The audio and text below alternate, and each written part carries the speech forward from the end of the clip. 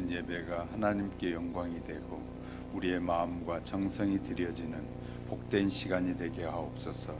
연약한 정도 주의 도구로만 쓰여지는 은혜의 시간이 되도록 성령님 인도해 주옵소서. 예수님의 이름으로 감사 기도드립니다. 아멘.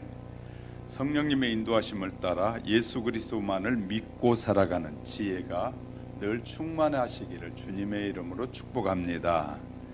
영국에 살던 두 아이의 엄마였던 살론 키들러 씨는 향년 36세인데 대장암 4기 진단 후에 간과 폐로 전이돼서 25번의 방사선 치료와 39번의 화학요법 치료를 견뎌냈지만 끝내 사망한 여인이었습니다. 그녀가 남긴 마지막 블로그 내용을 소개하면 살고 싶은 날이 많은데 저는 허락하지 않네요. 내 아이들 커가는 모습을 보고 싶고 남편에게 못된 마누라가 되면서 늙어보고 싶은데 그럴 시간을 안 주네요. 살아보니 그렇더라고요. 매일 아침 아이들에게 일어나라, 서둘러라, 이 닦아라, 소리 지르는 날이 행복이었군요. 살고 싶어요.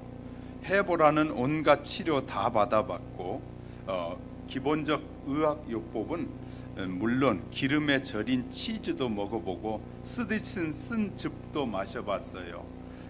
침도 맞았어요. 그런데 아니더라고요. 귀한 시간 낭비라는 생각이 들어요. 장례식 문제를 미리 처리하고 보니 매일 아침 일어나 내 아이들을 깨안아주고 뽀뽀해 줄 수 있는 게 새삼 너무 감사하게 느껴졌어요.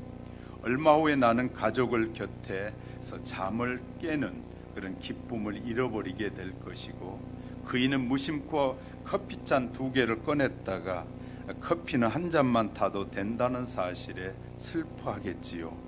딸 아이의 머리를 따주어야 하는데 아들 녀석 잃어버린 레고의 어느 조각이 어디에 굴러 들어가 있는지 저만 아는데 그건 누가 찾아줄까요? 6개월 시한부 판정을 받고 22개월을 살았습니다. 이렇게 1년 보너스로 얻은 덕에 초등학교 입학 첫날 학교에 데려다주는 기쁨을 품고 갈 수 있게 됐어요. 녀석의 첫 번째 흔들리던 이빨을 빠져서 빼고 그 기념으로 자전거를 사주러 갔을 때 정말 행복했어요. 보너스 1년 덕분에 30대 중반이 아니라 30대 후반까지 살고 가네요. 중년의 복부 비만이요. 늘어나는 허리둘레 그거 한번 가져봤으면 좋겠습니다. 휘어진 머리카락이요. 그거 한번 뽑아봤으면 좋겠습니다. 그만큼 살아남는다는 거잖아요. 저는 한번 늙어보고 싶어요. 부디 삶을 즐겁게 살면서 두 손으로 삶을 꼭 붙드세요. 여러분 정말 부럽습니다. 프랑스 작가였던 알베르 카미가 눈물이 나도록 살아라 라는 책에서 소개하는 내용입니다. 우리는 정말 얼마나 감사해야 합니까? 이렇게 살고 숨쉬고 생활하니까요. 오늘은 어제 누군가 그렇게 살고 싶어하는 오늘이 하루입니다. 주어진 이 소중한 하루하루를 후회 없이 최선을 다해서 사는 것이 우리의 인생이라고 생각합니다. 여러분 이렇게 인생을 아낌없이 살아가는 지혜가 있기를 주님의 이름으로 축복합니다. 본문에서 예수님께서 교훈하시고자 하는 뜻은 분명합니다. 그것은 우리가 주님을 위해서 무엇을 하고자 하는 목적이 선하다고 해서 우리가 취하는 방법이 모두 선하게 인정될 수는 없다는 것입니다. 불법이란 하나님의 말씀에 위배되는 것을 말합니다. 본문의 거짓 선지자들이 바로 이런 자들이었습니다. 더욱이 본문에서 거짓 선지자들이 주여 주여라고 불렀다는 사실에서 우리는 저들이 예수님을 열심히 믿는 것처럼 보였다는 사실을 알 수 있습니다. 이러한 모든 사실로 미루어 보아 결코 외모로 보기에 예수님을 열심히 믿었다는 사실이 우리 모든 죄와 허물을 감출 수는 없다는 사실도 알 수 있게 됩니다. 결과적으로는 그 사람의 믿음의 열매를 통해서 구별된다는 사실을 주님은 우리에게 말씀해 주고 계십니다.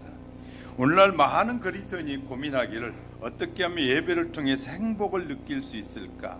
어떻게 하면 기도하고 찬양 드릴 때 뜨거움을 느낄 수 있을까라고 합니다. 그러나 중요한 것은 내가 어떤 감정을 느끼고 어떤 뜨거움을 느꼈는가가 다가 아니라는 사실입니다. 문제는 내가 정말로 하나님의 말씀을 따르기를 원하고 있는가, 내가 정말로 십자가를 지고 그리스도를 끝까지 따르길 원하는가라는 사실을 잊지 않으셔야 합니다.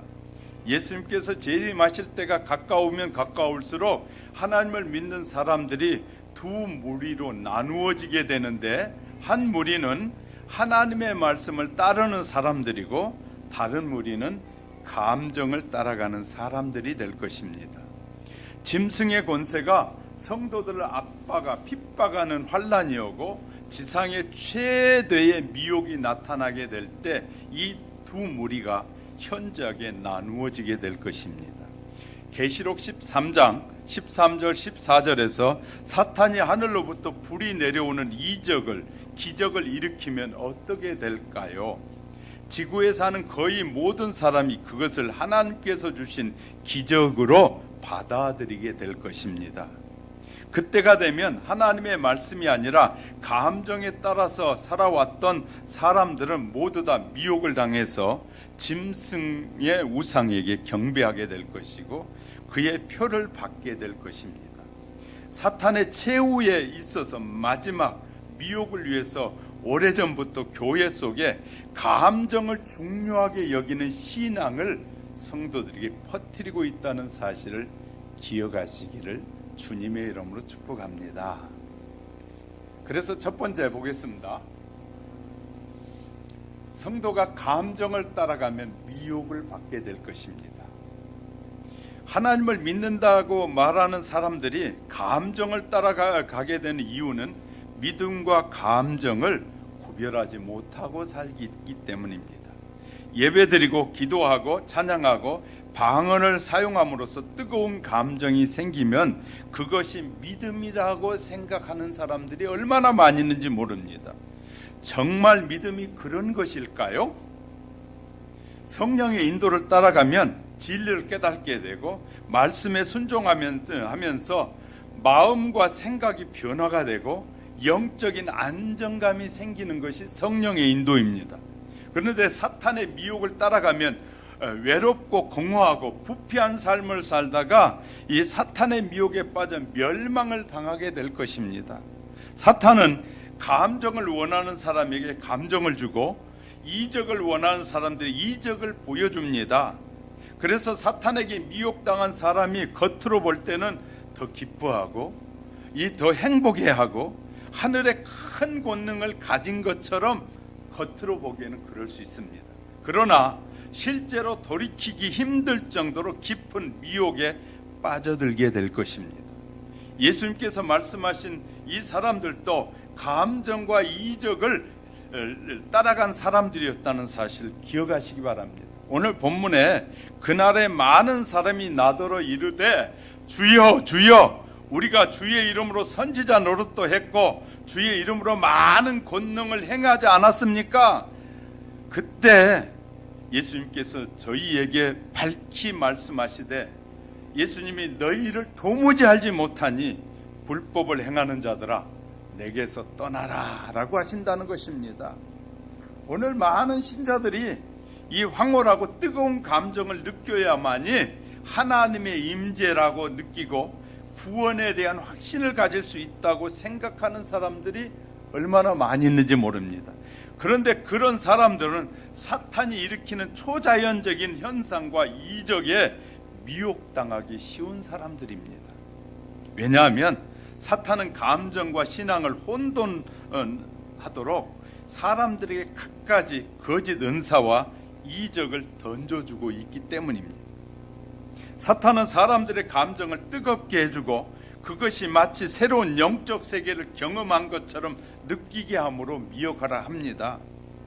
뜨거운 감정의 극치를 맛보게 해서 하나님께서 자신과 함께 하신다는 거짓 확신을 주는 것이 바로 이 감정이라는 것입니다. 감정은 성경이 말하는 참된 변화와 거룩함이 아닙니다. 감정적 신앙으로는 성품이 변화되지 않고 의로운 열매를 맺을 수 없기 때문이라는 것이죠. 삶을 살아가는 이 원칙이 변해야 한다는 것입니다. 예수를 믿는다는 이 믿음은 삶의 원칙이 바뀌어져야 한다는 것입니다.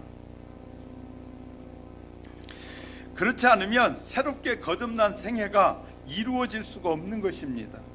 교회에서 이적과 은사를 경험할 때는 뜨거운 황홀함을 느낄지라도 현실로 돌아왔을 때 여전히 습관적인 죄에 빠져나오지 못하는 깊은 낙심에 빠지게 될 것입니다. 그래서 이 교회에 은사를 많이 받고 어떤 능력이 많은 사람들일수록 교회의 명에 순종하지 않고 자기 생각대로 자꾸 살아가려는 사람들이 많습니다. 그런 분들은 감정이 높이 올라갔다가 급격하게 떨어져 나오지 못한 깊은 낙심에 빠져가게 될 것입니다. 급격한 이 떨어지는 오르내림이 심한 것이, 어느 때는 막 은혜 받았다가 너무너무 좋아하다가 조금 자기 마음에 안 드는 일이 있으면 그냥 냉정하게 내색을 하면서 표현하는 이런 모습, 감정의 요요 현상이 반복되게 되고 심리적 불안정과 우울증을 갖게 될 것입니다. 무엇이 문제인 줄 아십니까? 사탄에게 속은 것입니다. 또한 스스로에게 감정에 기만당하고 있는 것이다. 이 마지막 시대에는 미혹의 시대라는 사실을 잊지 마시기 바랍니다. 마지막 때는 사탄이 주님이 가까이 오면 올수록 올 때가 되면 수많은 사람들을 미혹하게 될 것입니다. 넘어뜨리기 위해서. 어떤 사람 전혀 성령을 경험하지 못했는데도 불구하고 자신은 성령을 받았다고 말합니다. 회개하지 않고 말씀과 예언에 관심이 없으면서 세상과 돈을 사랑하는 사람이 성령을 받았다고 주장하는 일들이 일어나기도 합니다.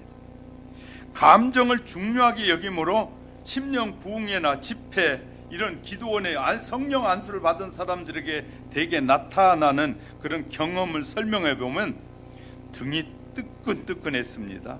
눈앞에 파란불이 번쩍번쩍했습니다. 가슴 속에 뜨거운 기운이 나와서 온몸을 사로잡는 듯 했습니다. 몸이 사시나무처럼 떨리고 나도 모르게 방언이 막 터져 나왔습니다. 병이 나은 것 같습니다. 기분이 좋아져서 나도 모르게 바닥을 막 뒹굴뒹굴 뒹굴었습니다. 정말 황홀한 경험이었습니다. 이런 성령의 체험은 감정의 극치가 아닙니다. 감정과 다른 것이에요. 감정을 따르는 사람들은 신앙은 감정의 이상으로 그 감정 이상으로 성장하지 않습니다. 이런 감정에 빠져 있으면. 그런 사람들은 모래 위에 집을 짓는 것과 같습니다. 이 고통과 시련이 닥치고 하나님의 임재가 느껴지지 않은 상황에 처하게 되면 신앙은 무너져 내려버립니다. 감정에서 약속을 믿는 믿음으로 성장이 필요합니다. 절 보세요. 기도원에 가서 은혜 받지 말라는 말을 하고 있는 것이 아니에요. 그 은혜를 통해서 믿음의 사람으로 바뀌어져야 된다는 거예요. 이해가 되셨으면 아멘. 감정이, 하나님이 우리가 이 어린아이 때는 이 감정이 풍부하거든요. 풍부한 감정을 통해서 이제 믿음의 단계로 뛰어넘어야 되는데 감정의 단계에 머물러 있기만 하면 문제가 됩니다. 그래서 제가 늘 하나님께서 저에게 깨닫게 하신 것들이 그런 것이에요. 이 유치원 아이들에게 들려주는 책에 보면 굉장히 그림이 90%예요. 설명은 한 줄, 두 줄밖에 없어요. 그런데 이 초등학교 가고 중학교 가고 고등학교 가고 대학에 가면 그림은 다 사라지고 빽빽하게 글씨만 있어요. 그것이 바로 믿음의 성장의 과정이다. 제가 자주 말씀드려요. 왜냐하면 하나님이 저에게 그런 걸 깨닫게 해주셨기 때문에. 그러니까 우리는 이 감정에서 하나님이 그런 걸 경험하게 하셔요. 믿음이 어릴 때는. 그런데 그 어린 믿음에서 이제 약속을 붙잡는 믿음의 단계로 성장되어야 한다는 거예요. 할렐루야. 기적이 안 보이고 이적이 안 보이고 아무 것이 안 보여도 그 약속만을 믿고 따라가는 믿음으로 성장하지 않으면 안 된다. 하나님께서 나와 함께 계신다는 증거는 무엇일까요? 변화된 마음이고 자아와 교만이 깨어져 죽는 것이 바로 하나님이 나와 함께 한다는 것이. 자아가 있고 자아가 살아있고 교만이 살아있으면 하나님은 그런 사람과 함께 하시지 않기 때문에 세상을 미워하게 돼. 그래서 하나님이 나와 함께 하고 있다는 것, 세상이 미워지고 거룩한 것을 사모하면서 이 좁은 길을 걷는 삶이 하나님과 나와 함께하는 삶이라는 것이 분명히 깨달아지는 거예요. 그러니까 고난이 오고 시련이 와도 전혀 염려스럽지 않고 걱정스러워지지 않는 것, 이것이 성령이 나와 함께 하실 때 일어나는 일이에요. 성령이 우리와 함께 하시면 수많은 고난과 어려움이 우리 앞에 닥쳐도 전혀 걱정스럽지 않는 거예요. 이렇게 온 나라가 코로나를 통해서 막 방역이 세어지면서 막 사람들이 난리를 쳐도 신앙인은, 예수님을 믿는 사람들은 전혀 두려워할 일이 없는 것이에요.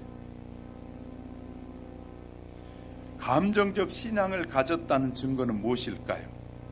이들은 분명하게 하나님의 말씀과 진리를 제시하면 무시해요. 저들 보세요. 지금 세상에서 나라를 이끌어가는 사람들은 교회 목사들이 말하는 거 말하지 말라고 그러잖아요. 그래서 교회 말 못하게 하는 거예요. 왜? 진리를 말하고 올바른 하나님의 말씀을 말하지 못하도록 다 입을 막아요. 방송이나 자기들끼리 모이는 데서는 마스크 하지 말고 해도 괜찮다고 하고, 텔레비전에 그래서 마스크 안 하고 나온 사람들이 많이 나와요. 그런데 일주일에 한 번 모인다는, 다른 걸 우리가 다 내려놓고 일주일에 한 번 예배 드리는 목사에게는 마스크 쓰고 설교하라고, 모이지도 말라는 거예요. 소모임도 하지 마, 아무것도 하지 말라는 거예요. 얼마나 웃기는지 몰라요. 방역을 통해서 성도들의 입도 다 막아버렸어요. 하나님의 종들의 입을 다 막아버려요. 아무리 하나님의 말씀이 진리를 바르게 제시해도 무시해요. 내 뜻과 내 주장을 포기하지 않는 것이에요. 하나님께서 성경을 통해서 분명하게 밝히 말씀하여 주셨어요. 알려주고 주기를 다른 길을 갈 수 있도록 인도해달라고. 이렇게 말해도 아니 그 길 아니고도 살 길이 있다고 말해. 코로나 방역만 잘하면 산다는 거예요. 영원히 살아요? 코로나 방역에 국가에서 하는 대로 다 따라가면 우리가 영원히 사냐고요. 저들은 영원히 살 것 같이 그렇게 말해요. 하나님이 도움이 없이도 살 것 같다라고 말하는 사람들, 이것이요, 이 감정의 신앙에 따라 살아가는 사람들의 모습이에요. 하나님의 말씀보다 감정이 중요하다고 생각하는 사람은 하나님의 말씀이 무엇을 요구하는지 알면서도 말하기를, 성령께서 나에게 방언을 주셨고 나를 인정해 주셨고 그러므로 나는 성경 말씀에 순종하지 않아도 된다. 세상에 성령이 함께하는 사람은 하나님의 말씀을 전해주면, 하나님의 말씀을 노하는 것은 성령이 그 안에 계시지 않기 때문인 거예요. 성령이 계시는데, 성령은 하나님의 말씀에 순종하시는 게 성령인데, 하나님의 말씀을 전해주는데 무슨 말을 합니까? 날아가는 일이 더 우선이지. 그렇게 말하는 사람이 성령의 사람이겠어요? 사탄은 그런 사람에게 접근해서 그들이 원하는 능력과 감정을 주입하면서 더 깊은 미혹에 끌어가도록 만드는 것이에요. 미혹에 빠진 사람들은 사탄의 농간을 하나님께서 주신 체험이라고 이렇게 받아들이게 하는 것이에요. 결국은 그들은 하나님의 말씀에 순종하지 않고 자신의 감정과 느낌을 만족하기 위해서 넓은 길을 가게 되는 것이에요. 우리 잊지 말아야 합니다. 하나님께서 허락하시는 성령의 경험은 언제나 하나님의 말씀을 따라가는 삶 속에서만 성령의 능력이 가능하다. 할렐루야. 우리가 이제 분명하게 우리의 신앙을 짚고 우리의 믿음을 짚어야 되기 때문에 제가 말씀드리고 있는 것이, 그래야 우리가 환난과 시련 가운데서 믿음의 승리자가 되는 것이기 때문에. 두 번째는 믿음이 먼저지 느낌이 먼저가 아니에요. 믿음이 먼저고 느낌은 나중이어야 한다는 사실을 잊지 마셔야 합니다. 느낌이 믿음이 아닙니다. 느낌은 믿음이 아니라는 거예요. 성도들이 이 둘을 명확하게 구별해내지 못하고 있어요. 많은 사람이 믿음을 사용한 대신에 자신의 특별한 느낌이 올 때까지 기다립니다. 자기가 느낌이 될 때까지. 믿음은 홍해를 갈라놓는 그 놀라운 경험을 보고 흥분하는 것이 믿음이 아니에요. 그건 감정에 흥분하는 거예요. 하나님은 그보다 더 큰 일도 하시는 분이라 우리에게 말씀하시잖아요. 믿음은 방언할 때 얻은 황홀감이 아닙니다. 믿음은 어떤 특별한 감정이 생길 때까지 기다리는 것이 아니라 하나님의 말씀을 믿고 순종하는 것이 믿음이에요. 할렐루야. 우리에게 약속한 말씀을 믿고 순종하는 것이 믿음이에요. 믿음이 먼저 오고 감정이 와야 합니다. 그런데 많은 성도가 순종하지 않으면서 기쁘고 행복한 감정을 얻으려고 해요. 하나님의 말씀과 계명에 순종하는 삶을 살지 않으면서 찬송과 기도를 통해서 뜨거운 감정만 느끼고 싶은 거예요. 왜 그럴까요? 왜냐하면 좁은 길을 걷기는 쉽지 않지만 하나님께서 나를 개인적으로 인정해 주셨다. 그런 기적을 통해서 나를 인정해 주셨다라는 증거를 갖고 살고 싶어 하는 거예요. 이런 사람들은 고난의 길, 시련의 길이 싫다 그 말이에요. 그리스도인의 감정은 믿음을 사용한 결과로 얻어지는 하나님의 선물이에요. 자, 저와 여러분 믿음을 가졌더니 그 믿음을 통해서 감정이 우리 안에 일어나고 느낌이 새로워지고 그 새로워지는 그 느낌은 하나님이 우리에게 주신 선물이다 그 말. 할렐루야. 그냥 느낌이 먼저 오는 것은 문제가 있는 것입니다. 반드시 우리가 느낌을 살아가는 것은 매우 위험한 것이에요. 약속의 말씀을, 철저한 하나님의 약속의 말씀을 믿고 따라가면서 느낌이 와야지. 느낌대로 나는, 그래서 이제 특히 이제 연말이 되면 이런 말을 많이 해요. 목사님, 하나님이 내게 이 은혜를 많이 주셔야 내가 열심히 헌신하고 축복된 삶을 살지요. 하나님은 저와 여러분 예수 그리스도를 나의 구주로 믿을 때 우리에게 필요한 모든 은혜를 다 주셨어요. 할렐루야. 내가 예수 그리스도를 나의 구주로 고백하는 순간에 하나님은 우리에게 필요한 모든 은혜와 구속에 우리를 영원토록 살게 하시겠다는 은혜를 다 주셨다니까요. 그런데도 은혜 주셔야 내가 헌신할게요. 은혜 줘야 봉사할게요. 이제는 그만하고 싶어요. 그건 내 감정이고 내 생각이에요. 주님은 이렇게 말씀해. 너는 끝까지 충성하라. 끝까지 최선을 다하라. 성경은 이렇게 우리에게 말하고 있는데 자꾸 내 감정이 나를 주관하기 시작하는 거예요. 말씀보다 자꾸 감정이 내 안에 앞서는 거예요. 믿음으로 순종하고 살아가면 영광스러운 이 감격과 감사의 정신을 축복으로 받게 될 것입니다. 하나님께서 말씀을 따라 좁은 길을 걷는 성도들의 마음속에 기쁨과 확신을 주신다 그 말이에요. 그러므로 믿음을 활용하지 않고 감정을 인위적으로 만들어내려고 애쓰면 사탄이 개입할 수 있는 틈을 열어주는 것입니다.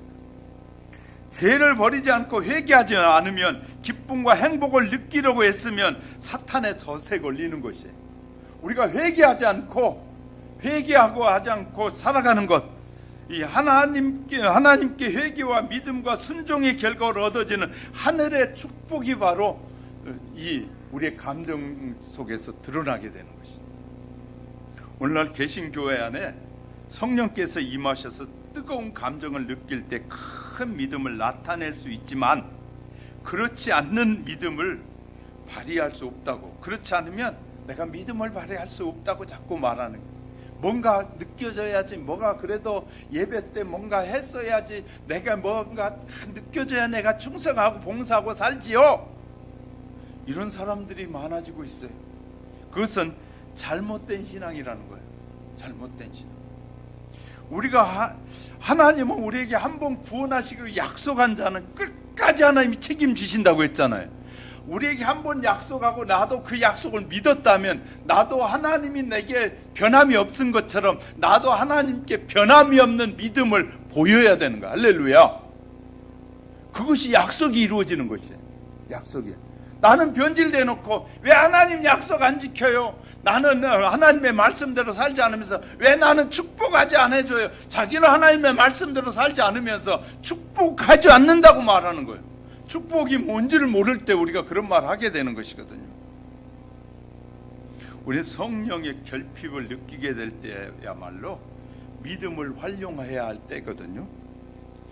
깊은 어둠의 구름이 우리의 마음을 덮을 때야말로, 우울한 느낌이 우리의 깊은 구덩이에 빠질 때야말로 믿음으로 하나님께 나가서 밝고 유쾌한 정신을 달라고 기도해야 되는 거거든요. 이런 어려울 때는 우리가 기도하는 것이에도 성령을 받았는지 어떻게 알 수 있을까요? 현대 개신교회는 성령을 뜨겁고 황홀한 전기 충격 같은 그 경험으로 소개하는 경우가 많아요. 성경은 성령 체험을 매우 조용한 경험이라고 설명한다는 사실을 잘 모르더라고요. 요한복음 3장 8절에 바람이 의미로 불 때 내가 그 소리를 들어도 어디서 오며 어디로 가는지 알지 못하나니 성령으로 난 사람은 다 이러하니라. 성령으로 난 사람이는 바람이 의미로 불 때 어디서 와서 어디로 가는지 모르는 것처럼 성령도 우리에게 임하는데 사람들이 모르게 임한다는 거예요. 바람은 눈에 보이지도 않고, 바람은 색깔도 없고, 어디서 와서 어디로 가는지 느끼지 못할 수 있습니다. 그러나 바람은 나무를 흔들리게 하고 잎을 움직이게 합니다. 바람이. 사람의 마음에 역사하신 성령도 이와 마찬가지다. 만약 우리의 마음에 성령의 바람이 불면 우리의 삶이 그 사실로, 그 성령의 바람이 불었다는 사실로 드러나게 돼 있다는 거예요. 삶으로 드러나게 돼 있다는 거예요. 우리의 성품과 습관과 생활에 놀라운 변화가 나타나긴 성령이 임하면 우리의 성품이 변화되고, 성령이 우리에게 임하면 우리의 생활 습관이 달라지게 된다는 거예요. 성령을 받기 이전과 이후의 사이에 분명한 경계선이 생기는데, 세상을 사랑하는 마음이 심히 흔들려서 영생에 대한 고민을 하기 시작하는 거예요. 지금까지 세상을 사랑하던 사람이 영생에 대한 고민을 하기 시작하고, 도둑질하던 사람이 도둑질을 멈추게 되는 거예요. 성령이 임하면. 더럽고 취한 것을 좋아하던 사람이 순결한 것을 좋아하기 시작하는 거예요. 이것이 열매로 나타나는 거예요. 성령의 열매로. 말씀을 지루하게 생각하던 사람이 말씀을 좋아하는 마음이 생겨나요. 다른 교회에서 이런 얘기예요. 목사님 예배를 얼마나 하셔요? 우리는 1시간 반을 해요. 우리는 1시간만 해도 성도들이 눈치를 보는데요. 그래서 저 그랬어요. 당신은 성도들 눈치만 계속 보십시오. 저는 하나님의 눈치만 볼게요. 저는 어떻게든지 성도들에게 말씀을 좀 더 설교해서라도 성도들이 더 깨닫기 원하고 말씀의 은혜의 세계 속으로 들어오길 원해서 저는 어떻게 하든지 예배 시간을 늘려서라도 더 성도들에게 그 전하고 싶은 그 마음뿐밖에 없어요. 시대가 이랬는데요. 시대는 변하면 구원도 변하나요? 시대가 변했으니까 하나님의 약속도 변하나요? 바쁘다고 그러면 1분만 예배 드려도 되나요? 그냥 바쁘니까 그냥 예배도 없이 그냥 살아도 되겠네요? 시대가 변한다고 사람들은 예배도 변해야 되고, 시대가 변한다고 예배도 그냥 간단하게 드려야 된다고 생각하고, 이런 것은 성령의 역사가 아니에요.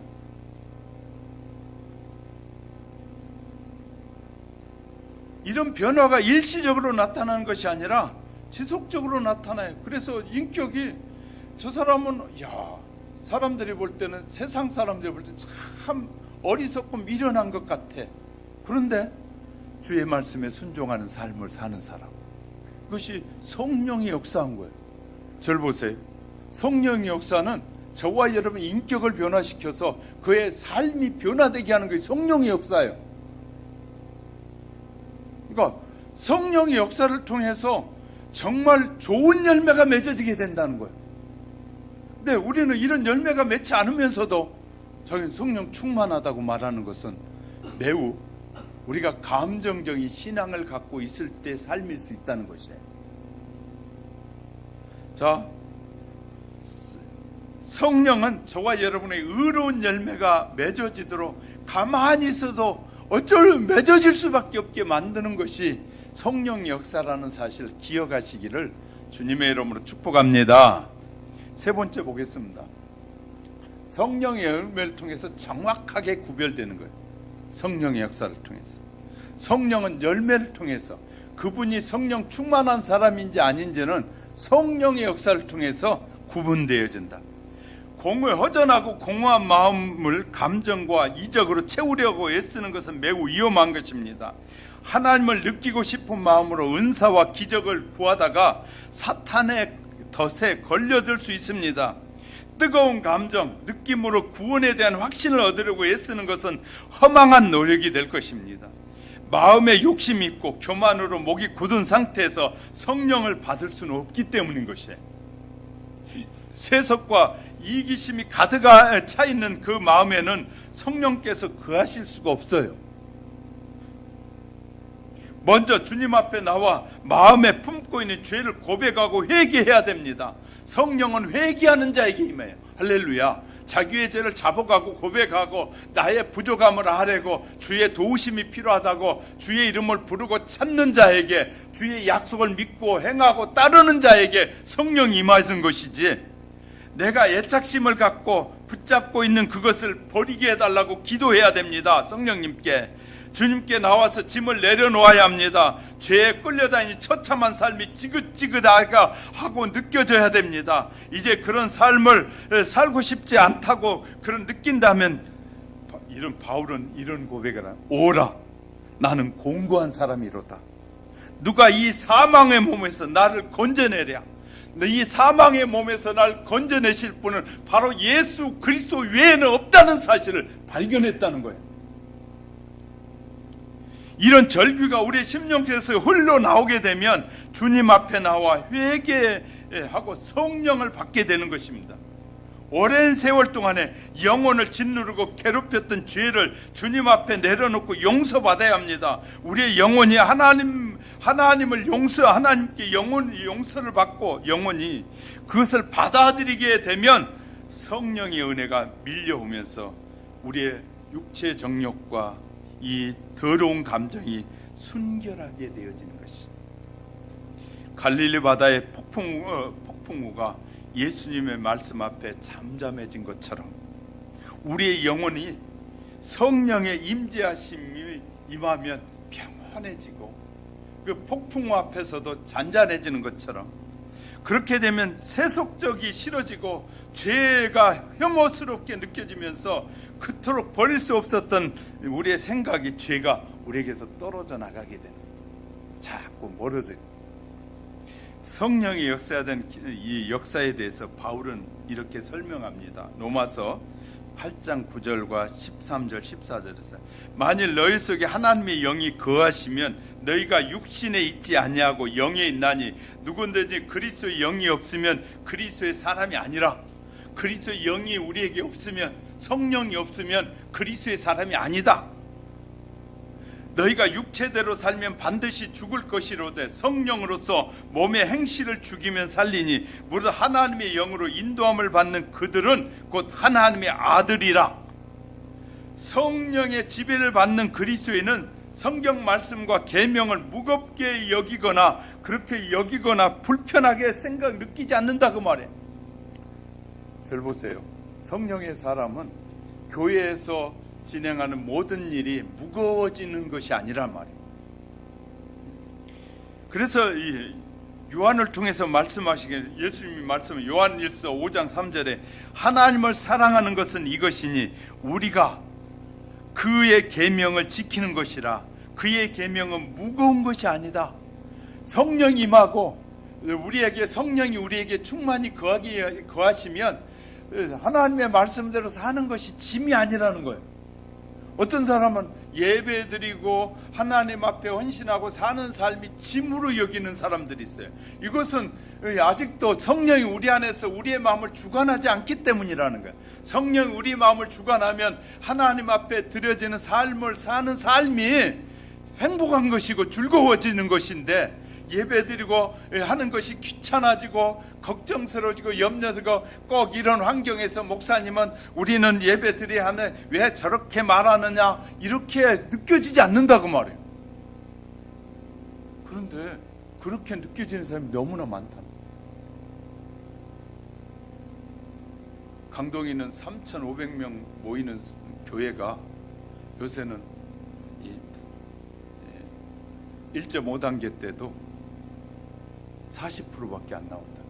그러면 지금 그 교회에 1차적인 시련이 왔으니까 60%가 흔들리고 있다는 거예요. 이보다 좀 강도가 센 시련이 오면 또 줄어들겠죠. 그죠? 우리가 잘 아셔야 돼. 성령의 지배를 받게 되면 하나님의 말씀 예배 드리는 것이 짐이 아니에요. 그래서 목사님 예배 드릴까요 말까요, 드리러 가야 되로 말해야 돼, 그런 말 할 필요가 없어. 왜냐하면 다 알아서 우리 이렇게 합시다 오면 알아서 다 해줄 거예요.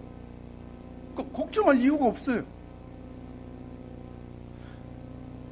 순종하는 삶을 사는 것, 그러니까 우리가 하나님의 말씀 앞에 하나님 계명하게 순종하는 삶을 사는 것이 우리에게 큰 특혜고 특권이고 명예예요. 우리에게 주신 축복이에요. 하면 안 하면 정말 제가 자꾸 강조하게 돼요. 우리가 하나님의 말씀을 따라 사는 것이, 계명을 지키고 사는 것이 특권이고 명예라는 사실이 믿어지시기를 주님의 이름으로 간절히 축원합니다. 이것이 믿음인 것이거든요. 그럼 어떻게 하면 성령을 받을 수 있을까요? 여기에 분명히 대답해요. 사도행전 5장 20, 우리는 이 일의 증인이요 하나님이 자기를 순종하는 사람들에게 주신 성령도 그러하니라. 성령은 바로 하나님의 말씀에 순종하는 자들에게 성령도 오신다는 거예요. 하나님의 말씀에 순종하고 믿고 순종하는 자들에게 성령이 임한다고 말하고 있어요. 성도들이요, 정말로 성령을 받기 원하면 하나님의 말씀에 순종하시길 바랍니다. 무슨 말씀하시든지 아멘, 무슨 말씀을 하시든지 순종하겠습니다. 이 하나님의 말씀에 순종하지 않는 사람에게 하나님께서 왜 성령을 주시겠어요? 순종하지 말라고 준다는 말입니까? 성령은 하나님의 뜻에 순종하도록 주는 거예요. 성령이 하나님의 뜻을 더 깊이 깨닫게 하는 거예요. 성령이에요. 성령이 우리에게 부어지면 저 말씀이 그 말씀이구나, 내가 그 말씀대로 살지 못했네, 하나님 용서해 주세요, 이렇게 자동적으로 하게 되는 거예요. 성령이 역사하면. 그런데 성령이 역사가 아니고 감정적인 삶을 살면 꼭 목사님 저렇게 말하더라, 저래야만이 속이 풀리는가, 이렇게 마음이 자꾸 꼬이게 되는 거예요. 왜? 감정으로 말씀을 들으니까. 근데 순종하고자 하는 사람은 내가 저렇게 살지 못했네, 그러니까 저런 말씀을 하시는구나 하고 주님의 말씀으로 들려지게 되는 거예요. 여러분 무엇을 원하십니까? 세상의 모든 종교는 초월과 기적을 통해서 자기 종교의 정당성을 주장합니다. 그래서 모든 세상의 종교들은 자기들은 믿을 신이 분명한 논리로 설명할 수 없으니까 뭐 하게 되냐면 주문을 줘요. 그래서 주문을 외워. 그 다음에요, 기도문을 외우게 하는 거예요. 왜? 그러면 그 외우게 하는 이유가 뭔지 아십니까? 주절주절을 의식적으로 그렇게 하는 종교들이 얼마나 많습니까? 그렇게 하면, 그 의식을 행하면 그 자기가 믿는 신이 불쌍해서라도 도움을 준다라는 것이에요. 그래서 이 기도문과 주물주물해요. 그래서 가면 그냥 아무 의미 없는 것을 계속 반복해요. 그러면 자기 신이 불쌍해서 그렇게 계속 주물을 외우니까 불쌍해서 도와준다라는 생각, 이것이 세상 종교예요. 우리는 분명하게, 믿음이라는 것은 대상이 분명해요. 대상이 분명하고 그분의 약속은, 기록한 약속을 통해서 반드시 약속한 것은 이루셔요. 할렐루야. 그것이 믿음이에요. 믿음. 감정은 자꾸 흔들려요. 환경에 따라 흔들리고 여건에 따라 흘려서 감정은 요동치는데, 약속은 분명한 것이에요. 약속은 반드시 약속했으면 그 약속이 반드시 이루어지는 거예요. 감정은 약속해놓고도 지키지 않는 것, 그것이 감정이에요. 그러나 약속은 반드시 약속했으면 반드시 지키는 것이 약속이에요. 할렐루야. 이 다른 점이 있다는 것이. 자, 기독교 신앙은 그렇게 주문을 외우는 것이 아니고, 부탁해서 행보를 면해줄 것이라고 믿는 것이 아니고, 기독교는 천지를 창조하신 하나님께서 기록한 성경의 말씀을 통해서 직접 인간에게 당신의 뜻을 알려주실 뿐만 아니라 성령을 통하여 끊임없이 우리에게 인격적으로 접촉해서 대화하게 하시고 듣게 하시고 깨닫게 하셔서, 그런 감동을 통해서 우리에게 뭐하게 하신다고? 하나님께로부터 나가게 하는 것, 기독교예요. 할렐루야. 오늘날 개신교 안에 두 종류의 그리스도인들이 있습니다. 한 무리는 예수님의 능력에 관심을 가지고 추구하는 무리가 있고, 또 한 무리는 주님의 성품을 담기를 원하는 무리가 있어요.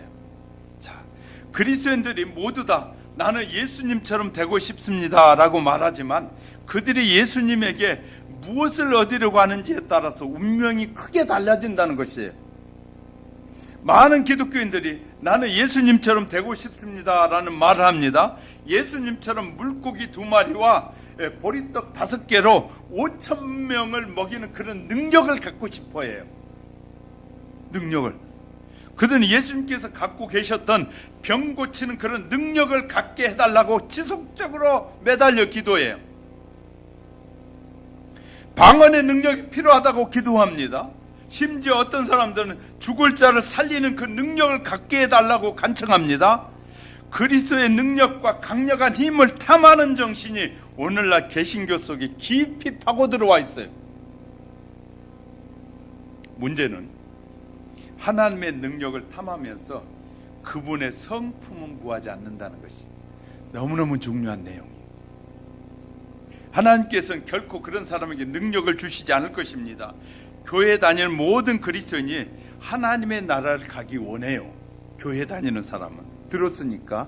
그러나 불멸의 영원한 생명을 가지고 살기를 원해요. 하지만 하늘나라에 가기 전에 지금 하나님 곁에 영원토록 살 수 있는 성품을 가진 사람이 먼저 되어야 해요. 예수님의 성품으로 이 땅에 사셔야 된다고 말이에요. 이 땅에서 우리가 천국을 누리지 못하면서 영원한 천국을 누린다는 것은 매우 어리석은 일 중에 하나예요. 예수님의 마음을 갖게 되면 풍랑이 막 이럴 때 제자들은 두려워하고 염려할 때 예수님이 이런 평안하라, 두려워하지 말라, 염려하지 말라, 그리고 폭풍을 향해서 잠잠하라 하는 순간에 잠잠해져 버려요. 예수님의 성품은 폭풍 속에서 두려워하지 않는 것이에요. 수많은 고난과 시련 앞에서도 누가 안 해줘서 누가 뭐 해서 그랬다고 막 몸부림치지 않아요. 요새 많은 이 잘못된 의식을 가진 젊은이들은 이렇게 내가 사는 것은 부모님이 아무것도 남겨주지 않았어, 뭘 아무것도 안 해줬어, 가르쳐주지 않았어, 이렇게 힘들고 어렵게 산다고 부모를 원망하고, 그래서 그것에 폭발적으로 나타나는 것이 부모의 폭력을 가는 것이, 부모에게 해준 것도 없으면서 나한테 뭐 그런다고 하면서 폭력을 가기도 하고, 이런 일들이 생기는 것이 마음에 불안과 마음에 추한 모습이 들어있는 것이, 우리는 제대로 성장한 이 청년들은 부모님이 낳아서 길러준 것만 해도 감사하지요. 봐요, 아멘 안 하잖아요. 이제 우리가 잘 아셔야 돼요. 아니, 낳아서 길러준 것만 해도 감사하죠. 그리고 우리가 다음에는 우리에게 준 재능과 달란트를 살 거예요. 그리고 이제 깨달은 게 뭐냐면, 부모님은 길러줬지만 나를, 내가 성공하고 성공하지 못하는 것은 내가 하나님을 믿느냐 믿지 않느냐에 달려있는 걸 알았으니 이제는 내가 하나님을 의지하고 살면 성공적인 삶을 살 수 있다고 믿어지는 것이, 할렐루야. 그러니까 우리가 이제 세상적인 사람이냐 하나님의 사람이냐 어떤 성품을 가졌느냐 알게 되는 것이, 늘 문제가 있는 사람은 남 탓을 해. 늘 남 탓을 하고 제도가 나빠서 그러고, 그 나쁜 제도 가운데서도 어떤 사람은 올라가잖아요. 그 나쁜 제도 가운데서도 그는 당당하게 합격해가지고 그 일을 이뤄가잖아요. 그런데 제도가 나빠서, 나는 잘했는데 제도가 나쁘고 환경이 나빠서 이렇게 남 탓을 하는 것은 성령이 그 안에 안 계시기 때문에, 우리는 너무나 많이 남 탓을 하고, 하나님을 의지해야 될 사람들이 세상 사람을 의지하는 거예요. 세상의 제도를 의지하는 거예요. 하나님의 제도가 세상 제도보다 못하다는 말이기도 해요. 세상 제도를 의지하는 것은, 세상 사람을 의지하는 것은 하나님을 의지하는 것보다 세상을 사람들을 의지하는 것은 하나님 못 믿겠다는 말과 같은 거예요. 이제 이런 것들이 이제 여러분이 분별되어져요. 제가 왜 이렇게 좀 냉정한 것 같은 설교를 하느냐면, 분별력을 잃어버려서는 안 되기 때문에.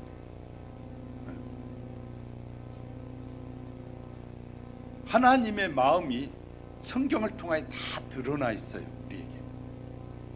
그러나 우리가 바라보는 사람들, 부부가 40년 50년 살아도 부부 마음을 다 모른다고 그러잖아요. 그죠? 그래서 나중에 나이가 들어가지고 이혼을 하면서 이 황혼 이혼을 하면서 하는 말이, 당신 50년을 살아도 당신 속마음을 모른다는 거예요. 세상에 상대방에게 얼마나 관심이 없었으면 50년을 살았는데 상대방의 마음을 아직도 모른단 말이에요. 어떤 사람은 남편이 아내가 뭘 좋아하는지, 어떤 것을 가장 좋아하고 어떤 것에 기뻐하는지도 모르는 사람들이 너무나 많은 거예요. 왜 사는지 모르겠어. 왜 사는지. 그러니까 상대방에게 관심을 전혀 갖지 않으니까 50년을 살아도 그런 말 하는 거예요. 가장 가까운 옆에 사람이 뭘 원하는지, 어떻게 할 때 좋아하는지 이렇게 관심을 가져야 그 사람을 알게 되듯이, 우리도 하나님의 약속의 말씀들에게 관심을 갖고 자꾸 알려고 해야 하나님의 말씀이 우리에게 뚜렷하게 드러나는 거예요. 할렐루야. 부부들은요, 저녁에 가서 자기가 남편을 좋아하는 것이 무엇인지 자기가 써보고, 남편도 자기가 좋아하는 걸 써가지고 둘이 한번 비교해 보세요. 이런 것들을 통해서 알아가야 돼요. 그러면 50년이 지난 다음에 황혼이혼할 필요가 있을까요, 없을까요? 없어요. 다 알게 되니까. 다 아는데. 그래서 이혼하면서 평생을 살아도 내가 저 양반의 속을 몰랐다, 그런 얘기를 하는 것은 살면서 그 사람에게 관심 갖지 않았다는 거예요. 그냥 자기 생각대로 산 것이지, 저 사람이 왜 나에게 저 사람을 만나게 했고 이렇게 짝지어진 하나님의 섭리가 어디 있는지를 전혀 생각하지 않고 살았다는 거예요.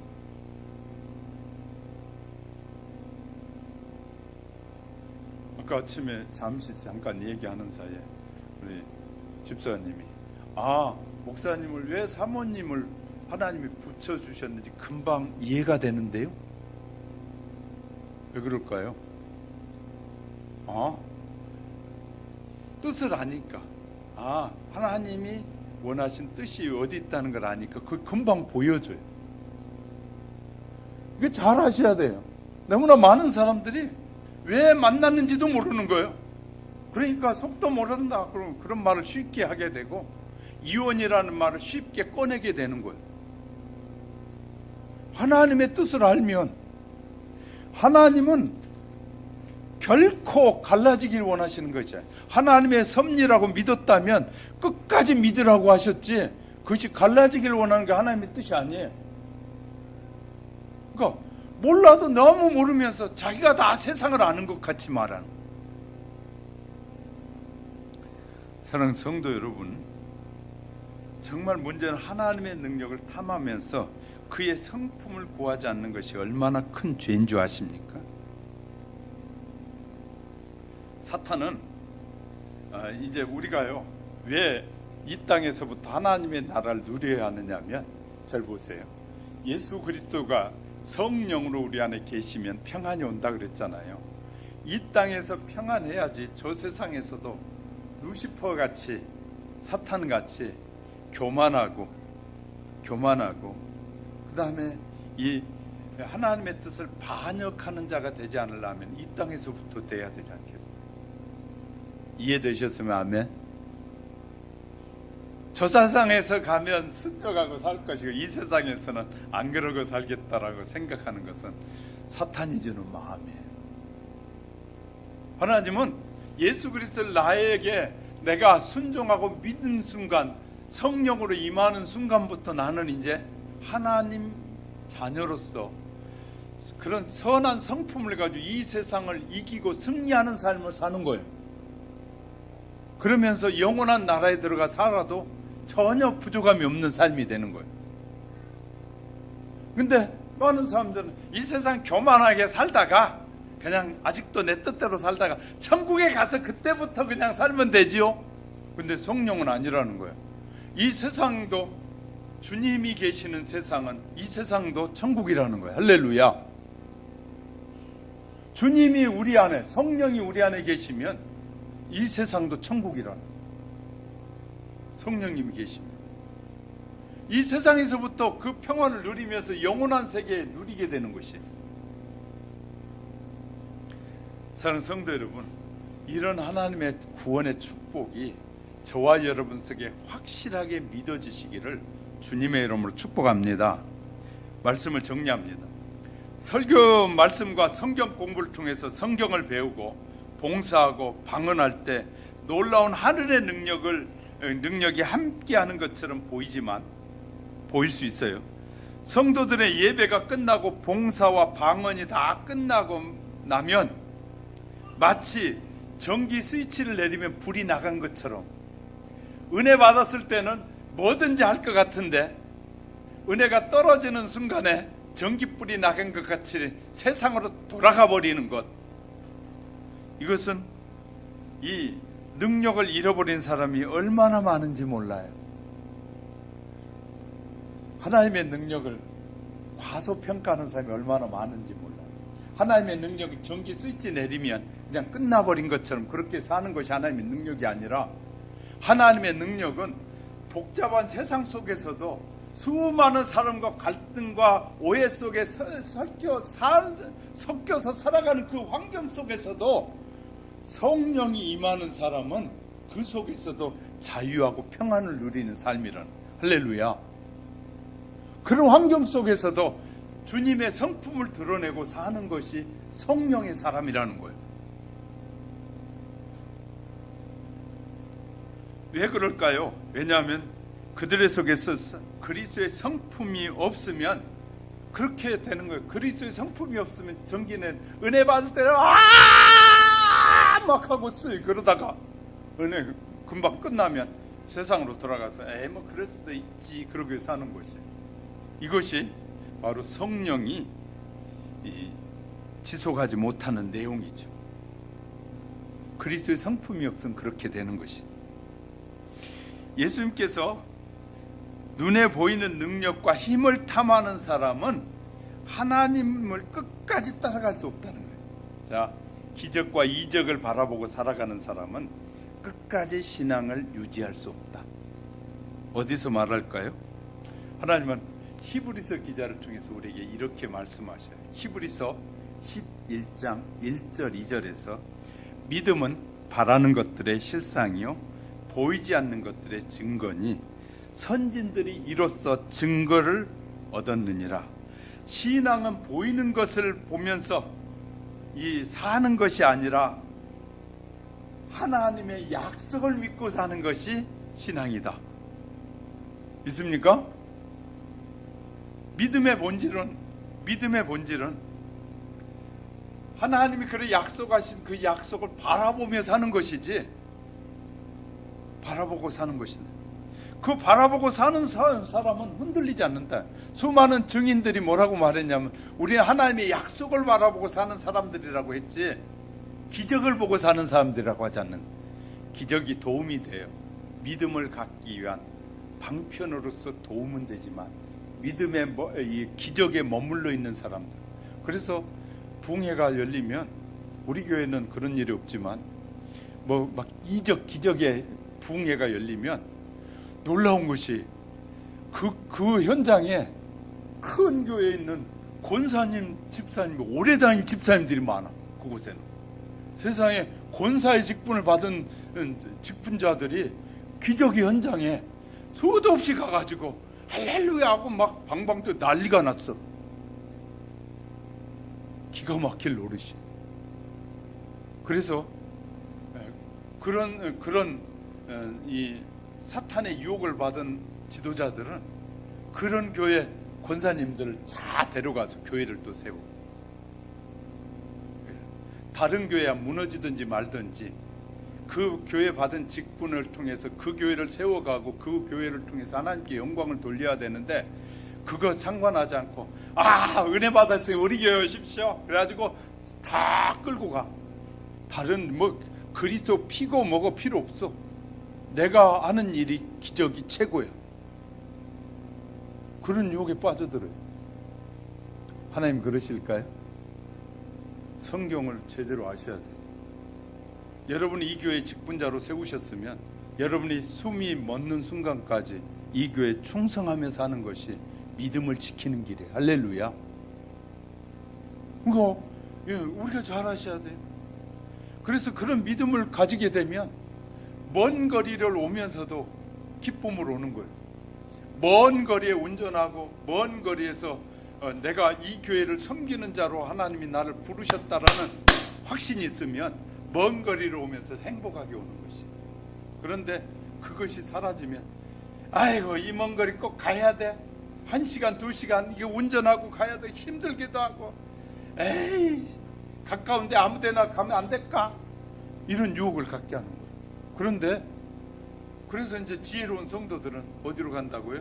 교회에서 멀리 가지 않고 교회에 가까이 있으려고 하는 것이고 그러는 것이에요. 그러니까 하나님의 말씀을 깨닫게 되면 이런 것들이 깨달아지는 거예요. 저도 집이 저쪽에 멀리 가서 얻어가지고 왔다 갔다 하면 되잖아요. 왜 가까이 있느냐? 교회에서 멀어지지 않게 하려고 가까이 있으려고 하는 거예요. 그래야지 단순간에라도 교회에 올 수 있고 와서 주님을 의지하고 또 기도하고 할 수 있으니까 교회에서 나도 멀어지지 않으려고 저 가면 또 싸고 크고 좋은 집도 얻을 수 있는데 안 가는 이유가 뭐냐면 주님의 교회에 가까이 살고 싶어서. 우리가 이제 이런 것들을 우리가 다 보이는. 그러니까 먼 거리로 와도 행복하게 오는 거예요. 여러분이 여행을 해보고 난 다음에 집에 돌아올 때, 집에 돌아오는 여러분의 마음이 집에 가서 쉬어야지, 집에 가면 그래도 내 집이 가장 편한 집이 하고 하면 편안하게 돌아와요. 여행하고 돌아올 수 있잖아요. 근데 집에 가면 아이고 우리 신랑이, 우리 아내가 잔소리하겠지, 그러면 먼 거리를 여행하고 돌아오는 길이 행복해요, 행복하지 않아요? 행복하지 않아요. 그런데 집에 가면 쉼이 있고 평안함이 있고 위로하는 사람이 있고 하면 돌아오고 싶어지잖아요. 하나님의 교회가 그런 곳이거든요. 우리가 하나님의 자녀들이 모이고 예배하고 찬양하고 기뻐하고 할 때 성령님은 하나님께 예배하는 우리의 마음속에 막 기쁨을 주셔서 행복하게 해줘요. 할렐루야. 그러니까 예배 드리러 오는 거에 행복해지는 거예요. 즐거워지는 것이. 저와 여러분, 느낌으로 사는 사람이 아니라, 한번 따라해 보세요. 느낌으로 사는 사람이 아니라 하나님의 약속을 믿고 순종하는 삶이 신앙생활의 핵심이다. 할렐루야. 기도하겠습니다. 살아 역사하시는 좋으신 하나님, 은혜를 감사합니다. 우리에게 주신 약속의 말씀들을 바로 믿고 의지하고 이런 위기 상황과 어려운 상황 때 우리 믿음이 성장하고 성숙하여 하나님 앞에 큰 영광이 되게 하옵소서. 이런 기회를 통해서 들려지는 주시는 말씀들이 우리의 삶에 구원에도 확신에 찬 내용과 우리의 하나님께서 성령으로 역사하시는 그 능력이 우리에게 더욱 적용되어지고 분명해지고 구분되어지고 분별되어지는 은혜의 역사만 가득하게 하옵소서. 예수님의 이름으로 축복하며 기도드립니다.